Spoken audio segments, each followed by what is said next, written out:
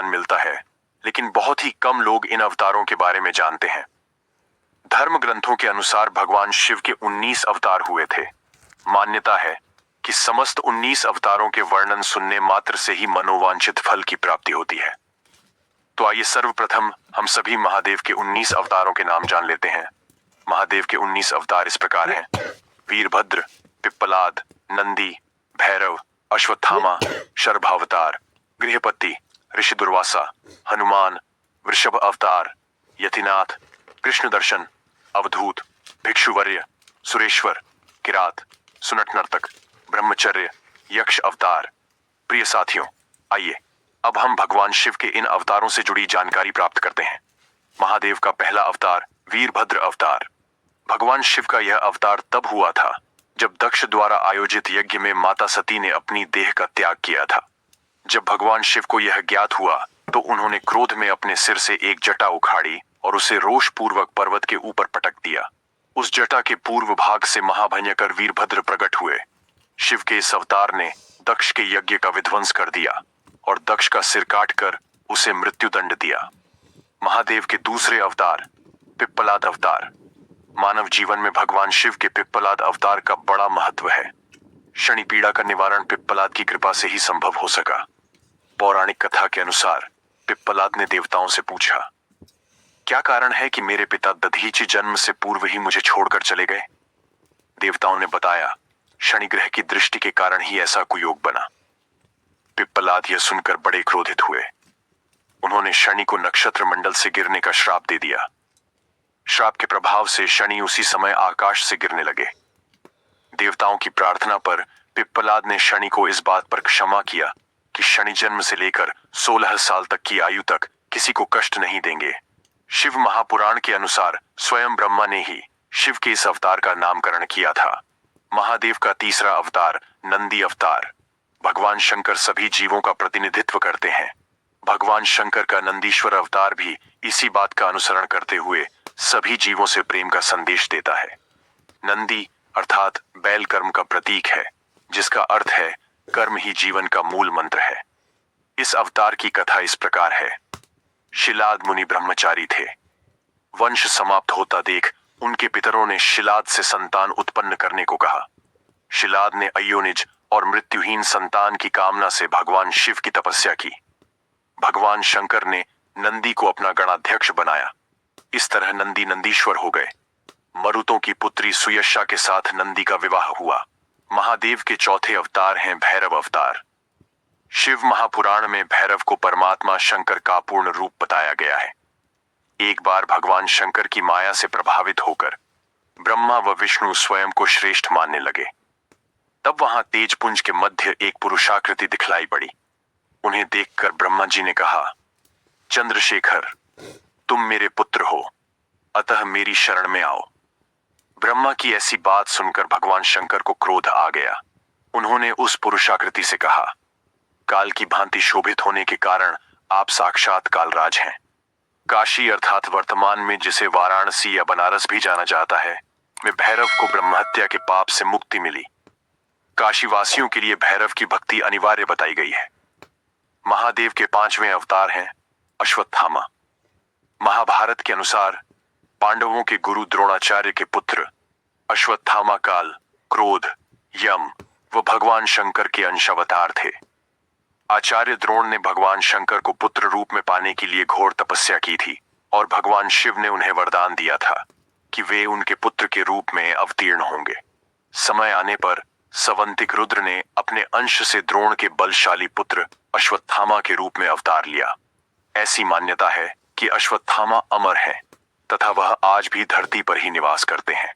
शिव महापुराण शतरुद्र संहिता 37 के अनुसार अश्वत्थामा आज भी जीवित हैं और वे गंगा के किनारे निवास करते हैं, किंतु उनका निवास कहाँ है यह नहीं बताया गया है। यह आज भी एक रहस्य है।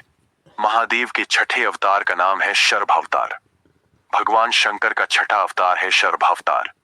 शर्भावतार में भगवान शंकर का स्वरूप आधा मृग अर्थात हिरण तथा शेष शर्भ पक्षी, पुराणों में वर्णित 8 पैरों वाला जंतु जो शेर से भी शक्तिशाली था, का था। इस अवतार में भगवान शंकर ने नृसिंह भगवान की क्रोधाग्नि को शांत किया था। लिंग पुराण में शिव के शर्भावतार की कथा है। उसके अनुसार हिरण्यकशिपु का वध करने के लिए भगवान विष्णु ने नृसिंहावतार लिया था। हिरण्यकशिपु के वध के पश्चात भी जब भगवान नृसिंह का क्रोध शांत नहीं हुआ तो देवता शिव जी के पास पहुंचे। यह देखकर शरभ रूपी भगवान शिव अपनी पूंछ में नृसिंह को लपेट कर ले उड़े। तब कहीं जाकर भगवान नृसिंह की क्रोधाग्नि शांत हुई। उन्होंने शर्भावतार से क्षमा याचना कर अति विनम्र भाव से उनकी स्तुति की। भगवान शिव के सातवें अवतार गृहपति अवतार। भगवान शंकर का 7वां अवतार है गृहपति। इसकी कथा इस प्रकार है। नर्मदा के तट पर धर्मपुर नाम का एक नगर था। वहां विश्वानर नाम के एक मुनि तथा उनकी पत्नी शुचिष्मति रहती थी। शुचिष्मति ने बहुत काल तक निसंतान रहने पर एक दिन अपने पति से शिव के समान पुत्र प्राप्ति की इच्छा की। पत्नी की अभिलाषा पूरी करने के लिए मुनि विश्वनाथ काशी आ गए। यहाँ उन्होंने घोर तप द्वारा भगवान शिव के वीरेश लिंग की आराधना की। उनकी पूजा से प्रसन्न होकर भगवान शंकर ने शुचिष्मति के गर्भ से अवतार लेने का वरदान दिया। कालांतर में शुचिष्मति गर्भवती हुई और भगवान शंकर शुचिष्मति के गर्भ से पुत्र रूप में प्रकट हुए। कहते हैं पितामह ब्रह्मा ने ही उस बालक का नाम गृहपति रखा था। भगवान शिव के 8वें अवतार हैं ऋषि दुर्वासा। भगवान शंकर के विभिन्न अवतारों में ऋषि दुर्वासा का अवतार भी प्रमुख है। धर्म ग्रंथों के अनुसार सती अनुसुईया के पति महर्षि अत्रि ने ब्रह्मा के निर्देशानुसार पत्नी सहित ऋक्षकुल पर्वत पर पुत्र कामना से घोर तप किया। उनके तप से प्रसन्न होकर ब्रह्मा, विष्णु और महेश तीनों उनके आश्रम पर आए। उन्होंने कहा, हमारे अंश से तुम्हारे 3 पुत्र होंगे जो त्रिलोकी में विख्यात तथा माता पिता का यश बढ़ाने वाले होंगे। समय आने पर ब्रह्मा जी के अंश से चंद्रमा उत्पन्न हुए। विष्णु के अंश से श्रेष्ठ संन्यास पद्धति को प्रचलित करने वाले दत्तात्रेय उत्पन्न हुए और रुद्र के अंश से मुनिवर दुर्वासा ने जन्म लिया। भगवान शिव के 9वें अवतार हैं हनुमान। भगवान शिव का हनुमान अवतार सभी अवतारों में श्रेष्ठ माना गया है। इस अवतार में भगवान शंकर ने एक वानर का रूप धरा था। शिव महापुराण के अनुसार देवताओं और दानवों को अमृत बांटते हुए विष्णु जी के मोहिनी रूप को देखकर लीलावश शिव जी ने कामातुर होकर अपना वीर्यपात कर दिया। सप्तऋषियों ने उस वीर्य को कुछ पत्तों में संग्रहित कर लिया। समय आने पर सप्तऋषियों ने भगवान शिव के वीर्य को वानरराज केसरी की पत्नी अंजनी के कान के माध्यम से गर्भ में स्थापित कर दिया, जिससे अत्यंत तेजस्वी एवं प्रबल पराक्रमी श्री हनुमान जी उत्पन्न हुए। भगवान शिव के 10वें अवतार हैं वृषभ अवतार। भगवान शंकर ने विशेष परिस्थितियों में वृषभ अवतार लिया था। इस अवतार में भगवान शंकर ने विष्णु पुत्रों का संहार किया था। धर्म ग्रंथों के अनुसार जब भगवान विष्णु दैत्यों को मारने पाताल लोक गए तो उन्हें वहां बहुत सी चंद्रमुखी स्त्रियां दिखाई पड़ी। विष्णु ने उनके साथ रमण करके बहुत से पुत्र उत्पन्न किए। विष्णु के इन पुत्रों ने पाताल से पृथ्वी तक बड़ा उपद्रव किया। उनसे घबराकर ब्रह्मा जी ऋषि मुनियों को लेकर शिव जी के पास गए और रक्षा के लिए प्रार्थना करने लगे। तब भगवान शंकर ने वृषभ रूप धारण कर विष्णु पुत्रों का संहार किया। भगवान शिव के 11वें अवतार हुए यतिनाथ अवतार। भगवान शंकर ने यतिनाथ अवतार लेकर अतिथि के महत्व का प्रतिपादन किया था। उन्होंने इस अवतार में अतिथि बनकर भील दंपत्ति की परीक्षा ली थी, जिसके कारण भील दंपत्ति को अपने प्राण गंवाने पड़े।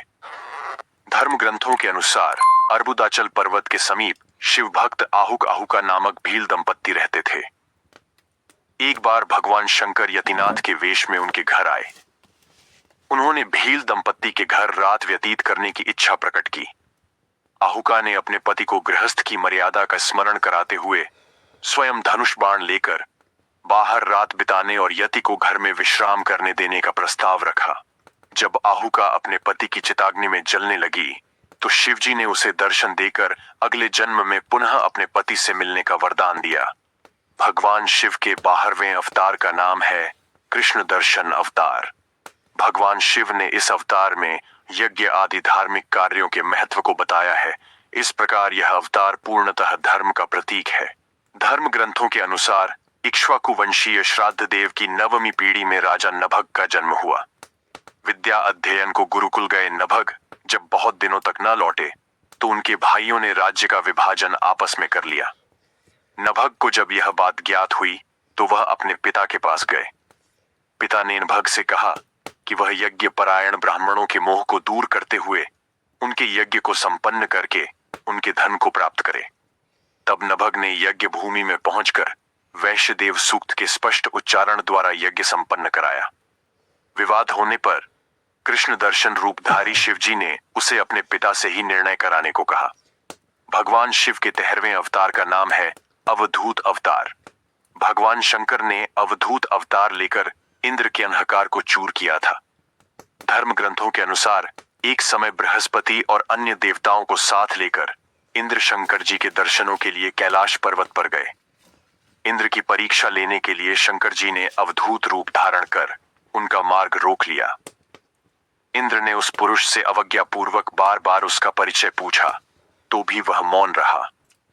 इस पर क्रुद्ध होकर इंद्र ने ज्यों ही अवधूत पर प्रहार करने के लिए वज्र छोड़ना चाहा, वैसे ही उनका हाथ स्तंभित हो गया। यह देखकर बृहस्पति ने शिवजी को पहचान कर अवधूत की बहुविध स्तुति की, जिससे प्रसन्न होकर शिवजी ने इंद्र को क्षमा कर दिया। भगवान शिव के 14वें अवतार का नाम है भिक्षुवर्य अवतार। भगवान शंकर देवों के देव हैं। संसार में जन्म लेने वाले हर प्राणी के जीवन के रक्षक भी हैं। भगवान शंकर का भिक्षुवर्य अवतार यही संदेश देता है। धर्म ग्रंथों के अनुसार विदर्भ नरेश सत्यरथ को शत्रुओं ने मार डाला।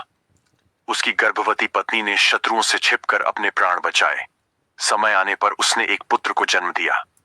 रानी जब जल पीने के लिए सरोवर गई तो उसे घड़ियाल ने अपना आहार बना लिया। तब वह बालक भूख प्यास से तड़पने लगा। इतने में ही शिवजी की प्रेरणा से एक भिखारिन वहां पहुंची। यह सब कहकर भिक्षुक रूपधारी शिव ने उस भिखारिन को अपना वास्तविक रूप दिखाया। शिव के आदेश अनुसार भिखारिन ने उस बालक का पालन पोषण किया। बड़ा होकर उस बालक ने शिवजी की कृपा से अपने दुश्मनों को हराकर पुनः अपना राज्य प्राप्त किया। भगवान शिव के 15वें अवतार का नाम है सुरेश्वर अवतार। भगवान शंकर का सुरेश्वर इंद्र अवतार भक्त के प्रति उनकी प्रेम भावना को प्रदर्शित करता है। इस अवतार में भगवान शंकर ने एक छोटे से बालक उपमन्यु की भक्ति से प्रसन्न होकर उसे अपनी परम भक्ति और अमर पद का वरदान दिया। व्याघ्रपाद का पुत्र उपमन्यु अपने मामा के घर पलता था। वह सदा दूध की इच्छा से व्याकुल रहता था। उसकी मां ने उसे अपनी अभिलाषा पूर्ण करने के लिए शिवजी की शरण में जाने को कहा। इस पर उपमन्यु वन में जाकर ओम नमः शिवाय का जप करने लगा। उपमन्यु को अपने में दृढ़ शक्ति और अटल विश्वास देखकर शिवजी ने उसे अपने वास्तविक रूप के दर्शन कराए तथा क्षीर सागर के समान एक अनश्वर सागर उसे प्रदान किया। उसकी प्रार्थना पर कृपालु शिवजी ने उसे परम भक्ति का पद भी दिया। भगवान शिव के 16वें अवतार का नाम किरात अवतार। किरात अवतार में भगवान शंकर ने पांडुपुत्र अर्जुन की वीरता की परीक्षा ली थी। महाभारत के अनुसार कौरवों ने छल कपट से पांडवों का राज्य हड़प लिया व पांडवों को वनवास पर जाना पड़ा। वनवास के दौरान जब अर्जुन भगवान शंकर को प्रसन्न करने के लिए तपस्या कर रहे थे, तभी दुर्योधन द्वारा भेजा हुआ मूढ़ नामक दैत्य अर्जुन को मारने के लिए शूकर अर्थात सुअर का रूप धारण कर वहां पहुंचा। अर्जुन ने किरात वेशधारी शिव से युद्ध किया। अर्जुन की वीरता देख भगवान शिव प्रसन्न हो गए और अपने वास्तविक स्वरूप में आकर अर्जुन को कौरवों पर विजय का आशीर्वाद दिया। भगवान शिव के 17वें अवतार का नाम है सुनट नर्तक अवतार। पार्वती के पिता हिमाचल से उनकी पुत्री का हाथ मांगने के लिए शिवजी ने सुनट नर्तक वेश धारण किया था। हाथ में डमरू लेकर शिवजी नट के रूप में हिमाचल के घर पहुंचे और नृत्य करने लगे। नटराज शिवजी ने इतना सुंदर और मनोहर नृत्य किया कि सभी प्रसन्न हो गए। जब हिमाचल ने नटराज को भिक्षा मांगने को कहा तो नटराज शिव ने भिक्षा में पार्वती को मांग लिया। कुछ देर बाद नटराज वेशधारी शिवजी पार्वती को अपना रूप दिखाकर स्वयं चले गए। उनके जाने पर मैना और हिमाचल को दिव्य ज्ञान हुआ और उन्होंने पार्वती को शिवजी को देने का निश्चय किया। भगवान शिव के 18वें अवतार का नाम है ब्रह्मचारी अवतार। दक्ष के यज्ञ में प्राण त्यागने के बाद जब सती ने हिमालय के घर जन्म लिया तो शिवजी को पति रूप में पाने के लिए घोर तप किया। पार्वती की परीक्षा लेने के लिए शिवजी ब्रह्मचारी का वेश धारण कर उनके पास पहुंचे। पार्वती ने ब्रह्मचारी को देख उनकी विधिवत पूजा की। जब ब्रह्मचारी ने पार्वती से उसके तप का उद्देश्य पूछा और जानने पर शिव की निंदा करने लगे तथा उन्हें अश्मशानवासी व कापालिक भी कहा। भगवान शिव ने 19वां अवतार यक्ष अवतार के रूप में लिया। यक्ष अवतार शिवजी ने देवताओं के अनुचित और मिथ्या अभिमान को दूर करने के लिए धारण किया था। धर्म ग्रंथों के अनुसार देवता व असुर द्वारा किए गए समुद्र मंथन के दौरान जब भयंकर विष निकला तो भगवान शंकर ने उस विष को ग्रहण कर अपने कंठ में रोक लिया। इसके बाद अमृत कलश निकला। अपनी पूरी शक्ति लगाने पर भी देवता उस तिनके को काट नहीं पाए। तभी आकाशवाणी हुई कि यह यक्ष सब गर्वों के विनाशक शंकर भगवान हैं। सभी देवताओं ने भगवान शंकर की स्तुति की तथा अपने अपराध के लिए क्षमा मांगी। मेरे प्रिय साथियों, इस प्रकार धर्म ग्रंथों व पुराणों के अनुसार देवादिदेव महादेव के समस्त 19 अवतारों का संक्षिप्त वर्णन संपन्न हुआ। साथियों, आपसे निवेदन है कि महादेव से जुड़ी इस ज्ञानवर्धक कथा को अपने परिवार व मित्रजनों को भी शेयर करें और साथ ही साथ कमेंट बॉक्स में हर हर महादेव लिखना न भूलें।